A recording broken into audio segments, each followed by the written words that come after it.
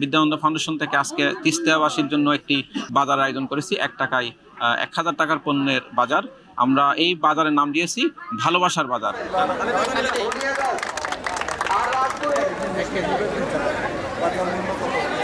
1 টাকা দিয়ে 10টা কয়েল পাচ্ছি, তাকে দিয়ে শাড়ি কিনবো, চাল কিনবো, তেল কিনবো, তারপর কালাই কিনবো, লবণ কিনবো।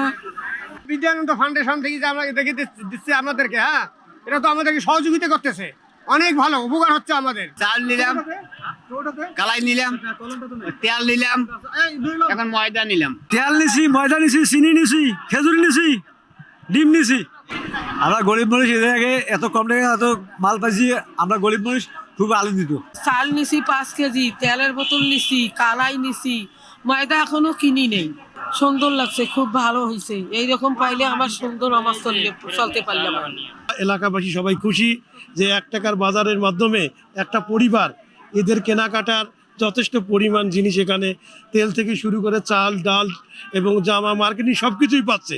তো এরকম একটা উদ্যোগকে আমরা অত্র খুনিয়াগাছ ইউনিয়নের পক্ষ থেকে অনেক অনেক শুভেচ্ছা এবং অভিনন্দন জানাচ্ছি। ঈদ আমাদের মাঝে আনন্দ নিয়ে আসে, একটু করে হাসি নিয়ে আসে, সবাই প্রতি এই সাম্যটা নিয়ে আসে, ঘরে ঘরে আনন্দ নিয়ে আসে। কিন্তু তিস্তাপাড়ের মানুষজনের ঈদ কিন্তু অনেকটা নিরানন্দে কেটে যায় এবং তাদের সন্তানদের